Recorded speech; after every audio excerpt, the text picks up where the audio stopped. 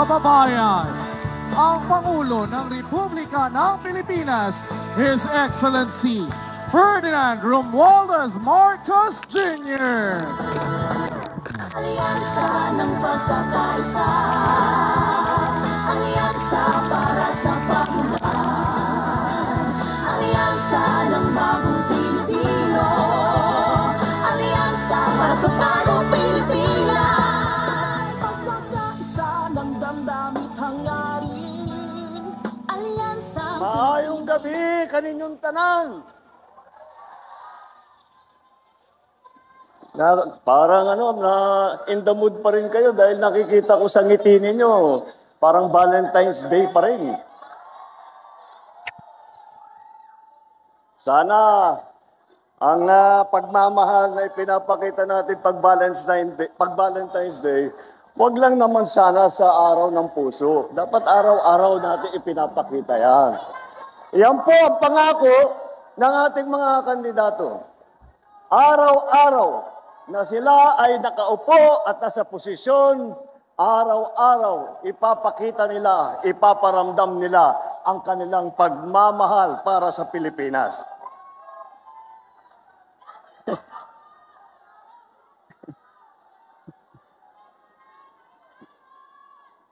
Alam niyo po, nakakagulat kung minsan na ay pagka nagsimula ulit ang halalan, ang campaign period, nagugulat po kami na parang napakabilis. Ngunit nandito uli po tayo. Ngunit, alam niyo po, kahit na national lang ang nagsimula ngayon at nandito ang ating mga national candidate, meron po tayong kasama na kumpleto na ticket sa buong Pilipinas na siguro mga 18,200 ang kandidato ng alyansa. At yan po ay buong buo, solid na solid, kagaya po ng ating mga kandidato para sa senador. Bakit po ganun? Bakit yung ibang partido, bakit yung ibang magnagsasama ay hindi makapagbuo ng mabigat na tiket? Dahil po, ang kanilang iniisip lamang ay kung paano nila tutulungan ang kanilang sarili at manalo ng eleksyon. Ngunit dito po sa alyansa, kaya po ang tawag sa amin ay alyansa dahil meron kaming paniniwala na lahat ng kailangan gawin para sa ating bansa ay kailangan magtulungan lahat ng Pilipino, lalong-lalo na ang mga opisyal na magiging senador, lalong-lalo na ang mga nakaupo sa taas sa matataas na opisina. Alam niyo po, kung minsan nakikita natin yung ibang partido, hindi sila nagugulat sila, natatakot yata sila sa inyo. Dahil pagka nakita ang lineup ng alyansa, kung ano-ano na sinasabi, narinig lang natin ng isang araw. Wala daw pag-asa, siguro, kanina wala silang pag-asa, kaya papatay na lang sila ng 15 na senador. Ay, talaga, sabagay, mahirap naman yung ibang tao. Ang iniisip lang nila, ang kaisa-isang solusyon sa lahat ng problema ay pumatay pa ng Pilipino. Nakakapagtaka kung bakit ganun. Ngunit, maintindihan mo rin. Dahil kung ako nga ay nasa kabilang partido, at itong mga ito, ang kaharap natin, ay bako, mahihirap sasabihin ko, mahirap na kampanya ito. Dahil mabigat ang kalaman. Mabigat ang kalaban dahil tingnan yung una, kung tikilatisin natin sila na isa't isa. Napakatingkad po ng mga record nila, napakaganda ng kanilang mga naging performance sa kanilang iba't ibang inupuan na mga posisyon sa pamahalaan. Kapag naman, kaya isa-isa sila magaling, pinagsama-sama pa natin silang lahat, ay talagang nakakagulat na ang kanilang tibay at lakas. Isipin nyo lang po, dito po sa ticket ng alyansa, 8 po ang naging senador na. Kaya alam na po nila yung trabaho.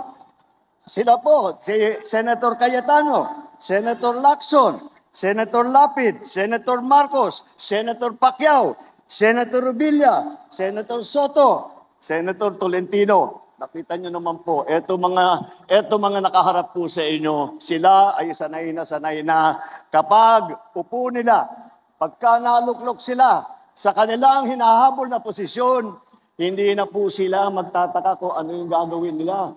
Hindi na po magtatanong kung kani-kanino, kung anong dapat gawin. Alam na po nila ang trabaho nila. Alam na po nila kung sino kailangan kausapin. Alam na po nila kung ano ang pinakamainam na paraan para mabigyan tayo ng mas magandang serbisyo. At bukod pa ron,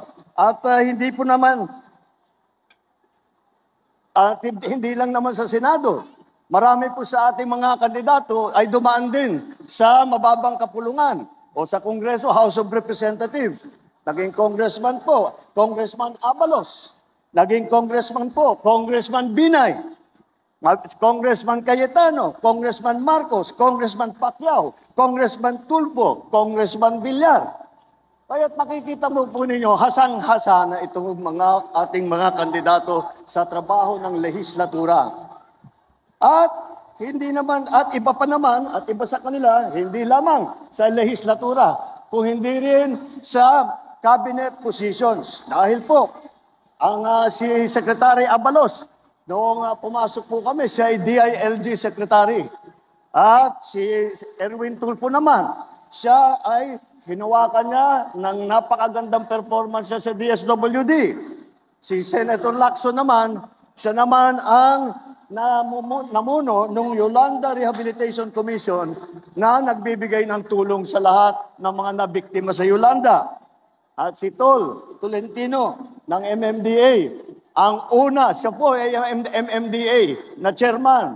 At masasabi ko po sa inyo, nung nandun po kami sa Tacloban, at nag-aantay kami ng tulong, nag-aantay kami ng dadalhin ng mga gamit, ng mapagkain para sa mga nabiktima.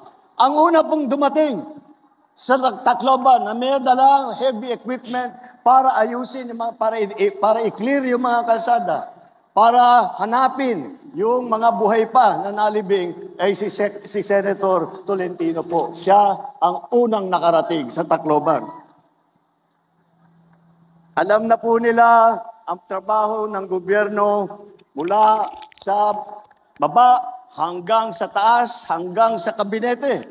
Alam na po nila kung paano patakbuhin na maganda ang pamahalaan. At hindi lang po yun. Meron din po tayo, mga gobernador na nasa local government.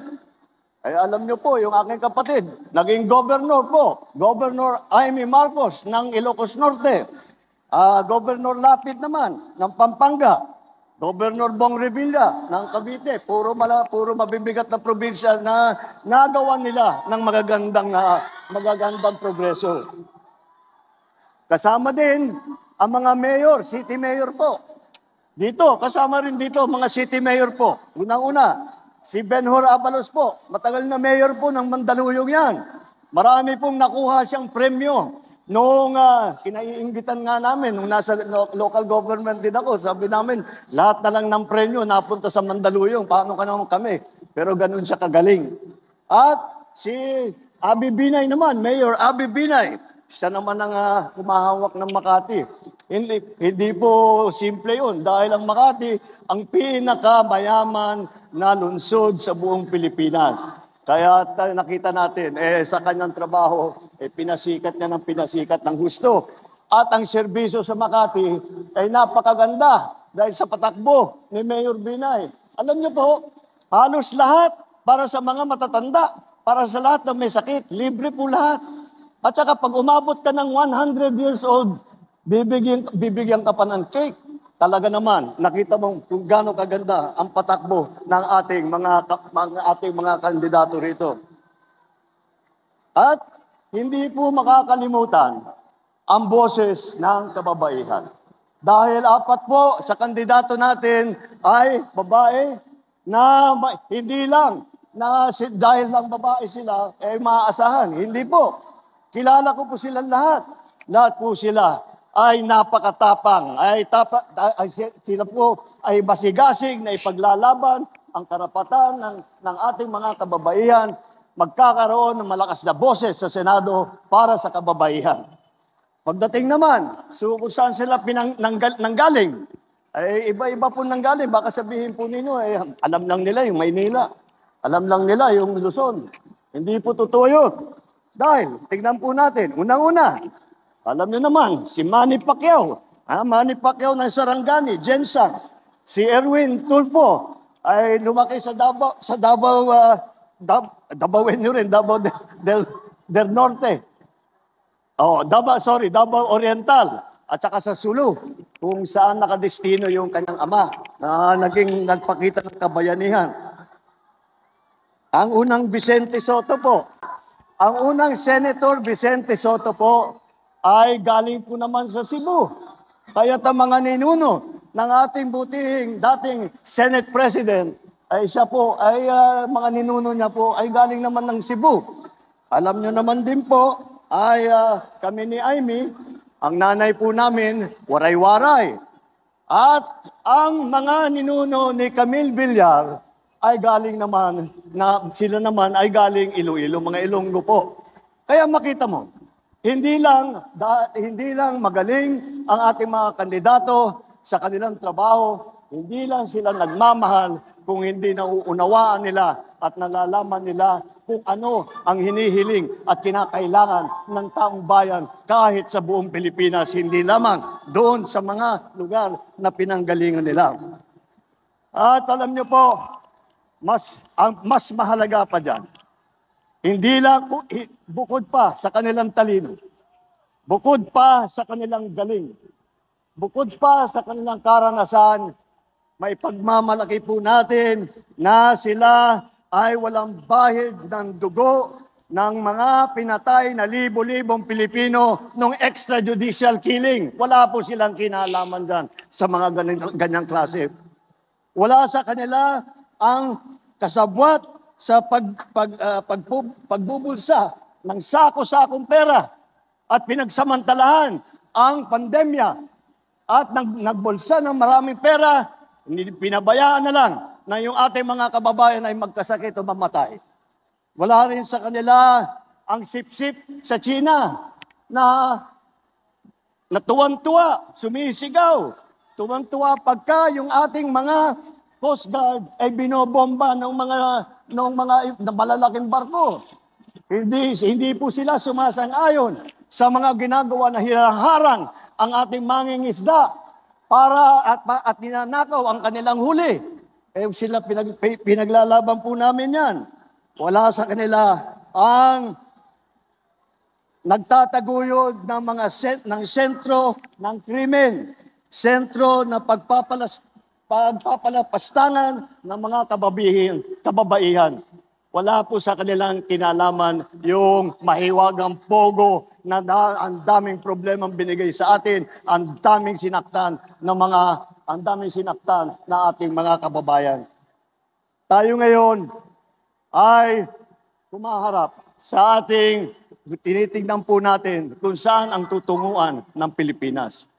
Yan po ang halaga nitong eleksyon po na ito.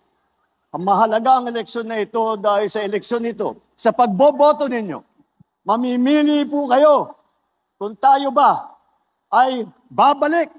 Kung tayo ba ay babalik sa panahon na gusto na ating mga liderato, ay ang Pilipinas magiging probinsya na ng China.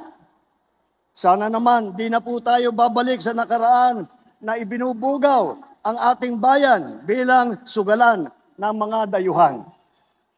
Sana naman, huwag na tayong babalik sa landas na umaapaw na dugo ng mga inosenteng mga bata na inagawan ng kinabukasan dahil sa kanilang pagpapatay.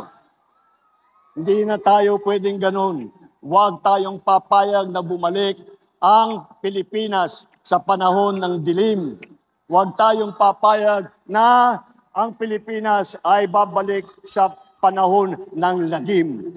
Ito po ang ating pagkakataon na dalhin ang Pilipinas sa magandang lugar. Ito ang ating pagkakataon na maglagay po tayo ng ating mga leader na sila ang mangunguna para dalhin ang Pilipinas sa mas magandang kinabukasan. Ang isang Pilipinas na progresibo, ang isang Pilipinas na may malasakit para sa isa't isa. Para sa Pilipinas na lahat ng Pilipino po ay kapit-bisig, sabay-sabay, tungo sa isang mas maliwanag, mas maganda, at mas mapayapang kinabukasan. Yan po ang ating mga kandidato para sa Senado. Ito po, mabuhay ang alyansa ng bagong Pilipinas! Pagkakaisa